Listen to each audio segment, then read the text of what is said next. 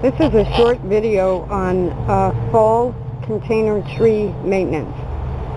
These are some of my trees, mostly eastern white pines, cherry, a couple of maples, a crabapple. And what I'm doing, I'm watching for bees. I don't know if it's happening where you are, but the bees, somehow they're not getting enough flowers or something this late in the year, and they're all through the grass and everything. So one of my ideas for next year is going to be a wildflower garden. Wildflowers tend to bloom later and hang on until the snow really cuts them off. But this is about trees in containers. All of these have enough soil to make it through the winter. It is October, and it's not the best time to transplant any trees unless you're going to put them in the ground in a permanent spot. They're starting to go dormant as it gets colder. This is one of my eastern white pines. This one is about 5 years old. It's about 3 feet, 3.5 feet tall. And I took it out of its black container right there because, as you can see, when I first planted it, that 6 inches of dirt was more than enough for it. But now it's grown. And so I have a bigger container, the next size up, that I was going to transplant it. But in order to do that, I have to disturb all the roots and everything. So in the fall, when the tree is more or less already starting to go dormant, you don't want to stimulate growth. You want to disturb it as little as possible. So I have a bag of topsoil here, and I'm going to fill the container. I took the tree out of the container. I'm going to fill the container about 4 inches, less than half full, but about 4 inches. And what that is going to do, then I take that whole tree root ball, just the way it is, put it right back in the container. And what that does, 2 things over the winter. It allows the soil to retain more moisture because right now this one's a little bit getting pot bound. So there will be no roots in that deeper soil, and the soil can stay more damp. But also, if we get a warm spell, say in January it's 50 degrees, and the tree gets artificially stimulated by the weather, it will have new soil to go into. Now, some of these are a little bit low on soil, but because they're so young and so small, it's safe to leave them the way they are until the spring.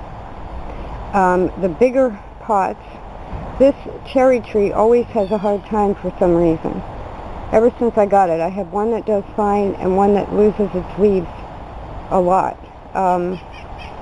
You know, there's nothing you can do about that. It's got more than enough soil, and it may just be one that, I don't know, it's like a lemon. The crabapple is getting tall, and I'm thinking of maybe trimming that at the top and keeping it small, bigger than a bonsai, but smaller than a full-size tree, because it will branch out and still continue to bloom and be like a miniature crabapple. I could do the same. This is one of my red maples, but this one is kind of doing it anyway because I've kept it in the container. It's about 5 feet tall and has never gotten taller than that. If it would send out more branches on the bottom, I could slowly trim it shorter and shorter for bonsai. Now, with bonsai, if you're training a tree for bonsai, you do not want to give the tree more soil than what you already see there.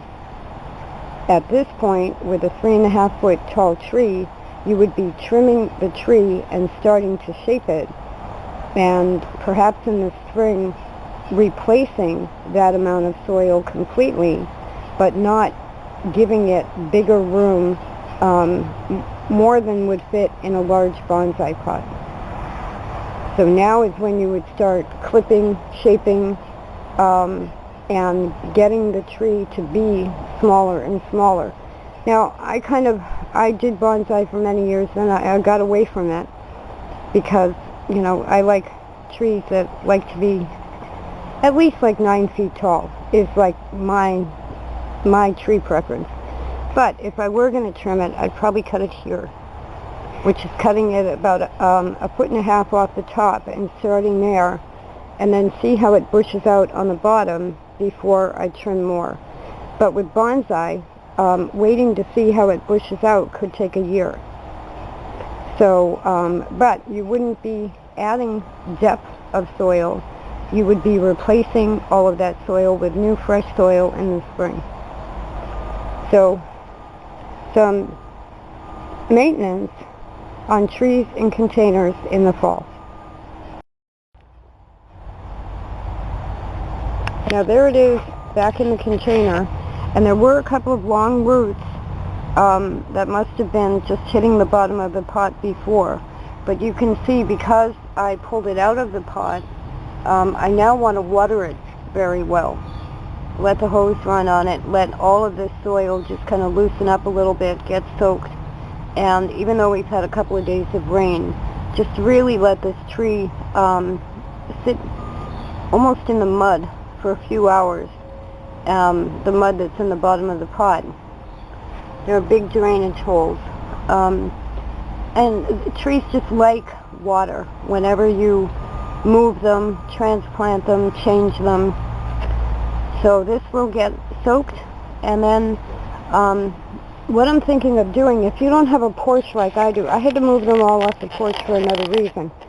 But if you don't have a porch, this is about 6 feet by 4 feet, and I've moved the containers around it so the lawnmower guys know where not to go. And I'm putting the trees here, but I'm going to put 4 5-foot tall garden stakes, one at each corner. And if I don't move the trees back to the porch in the winter, I can take a tarp, wrap it around the whole garden, and tie it in place, and they will get exposure from above, rain, sun, you know, all of that, but they won't get wind damage and any kind of storm wind. We'll see how it works.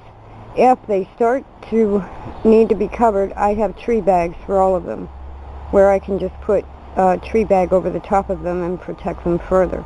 But if you don't have a porch like I do, and they get, when they're on a porch, they get tree bags anyway in a storm, you can put a tall garden stake. You can use bamboo. I think I have 4 steel poles. And then wrap a tarp around the whole thing. Whenever you get a nor'easter. With a hurricane, I'd still bring them in the house. But that's me.